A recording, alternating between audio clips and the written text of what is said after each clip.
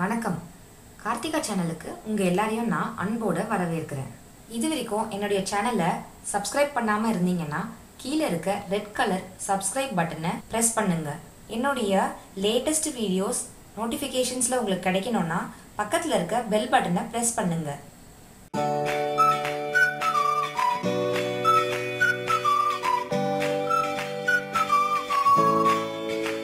Friends, வணக்கம் and welcome to Karthika channel. இன்னைக்கு நம்ம சேனல்ல சோயா சங்க்ஸ் ஃப்ரை தான் பார்க்க போறோம்.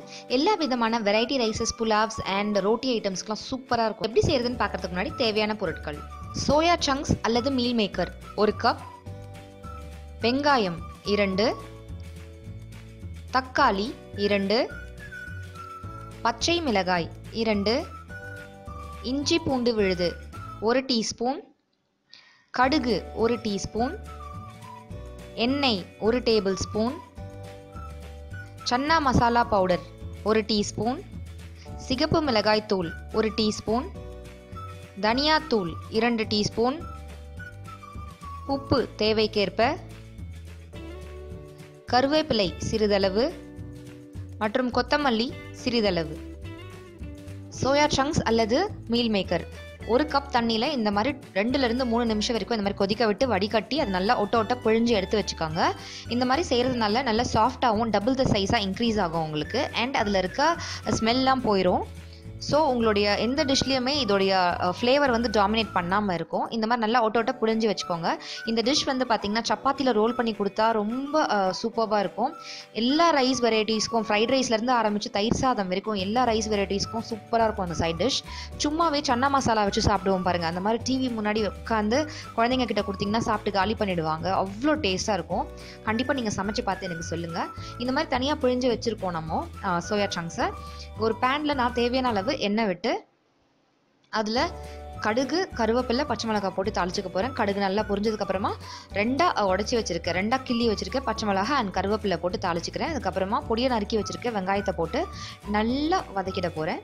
வதக்கினதுக்கப்புறமா நம்ம இஞ்சி பூண்டு விழுது சேர்த்து அந்த இஞ்சி பூண்டு விழுதோடைய பச்சை வாசனை போகிற வரைக்கும் நல்லா நம்ம வதக்கிட போகிறோம். அதுக்கப்புறம் நல்லா பழுத்த தக்காளிங்களை சின்னதாக கட் பண்ணி வச்சுருக்கேன். அதையும் நான் அதில் சேர்த்து கொஞ்சம் உப்பு சேர்த்து எல்லாத்தையும் ஒன்றா சுருண்டு வர அளவுக்கு வதக்கிட போகிறேன். வதக்கினதுக்கப்புறமா மிளகாத்தூள், தனியாத்தூள், சன்னா மசாலா பவுடர், உப்பு, வடிகட்டி எடுத்து வச்சுருக்க சோயா சங்க்ஸ் அதெல்லாம் சேர்த்து நல்லா ஒரு 2 நிமிஷம் வதக்கிடுங்க. வதக்கினதுக்கப்புறமா தேவையான அளவு தண்ணி சேர்த்துக்கோங்க. நான் வந்து 1 கப் தண்ணி சேர்த்துருக்கேன். நல்லா ஒரு வதக்கிட்டு உப்புலாம் டேஸ்ட் பண்ணி பார்த்துட்டு நீங்கள் க்ளோஸ் பண்ணி ஒரு 3 நிமிஷம் அப்படியே விட்டுருங்க. 3 நிமிஷம் கழிச்சு எப்படி இருக்குன்னு பார்க்கலாம். கரெக்டாக 3 நிமிஷம் ஆச்சு. இந்த மாதிரி இருக்குது. நமக்கு வந்து நல்ல ஒரு ட்ரையான சைட் டிஷ் பதத்துக்கு வேணும்.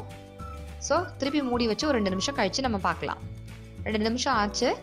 இந்த ஸ்டேஜில் வேணுன்றவங்க ஆஃப் பண்ணிக்கலாம். கொஞ்சம் திக்கான தொக்கு கன்சிஸ்டன்சியில் இருக்குது. எனக்கு வந்து நல்லா ட்ரையாக வேணும், நல்லா சுருண்டு வதங்கி வரணும். அதனால் நான் இன்னும் ஒரு 2 மினிட்ஸ் மூடி வைக்க போகிறேன். பாருங்கள், நல்லா சுருண்டு நல்லா ட்ரையாக வந்துருச்சு. சூப்பராக இருந்துச்சுங்க. நாங்கள் சும்மாவே சாப்பிட்டோம் கப்பில் போட்டு. லஞ்சுக்கு கொஞ்சம் தான் இருந்துச்சு எங்களுக்கு. நாங்கள் காலி பண்ணிட்டோம் செஞ்ச அன்னைக்கு. அவ்வளோதான், ரெடி ஆகிடுச்சு. கருவேப்பிலை கொத்தமல்லிலாம் தூக்கி இறக்கிட்டிங்கன்னா நல்லா மணக்க ருசியான சோயா சங்க்ஸ் ஃப்ரை தயாராகிடுச்சு. இந்த ரெசிபி உங்களுக்கு பிடிச்சிருந்துச்சுன்னா மறக்காமல் லைக் பண்ணுங்கள், உங்கள் ஃப்ரெண்ட்ஸுக்கெலாம் ஷேர் பண்ணுங்கள். இந்த சேனலை நீங்கள் ஃபஸ்ட் டைம் பார்க்குறதா இருந்தால் கீழே இருக்கிற ரெட் கலர் சப்ஸ்கிரைப் பட்டனை ப்ரெஸ் பண்ணிக்கோங்க. அப்படியே பக்கத்தில் இருக்க பெல் ஐக்கனையும் ப்ரெஸ் பண்ண மறந்துடாதீங்க.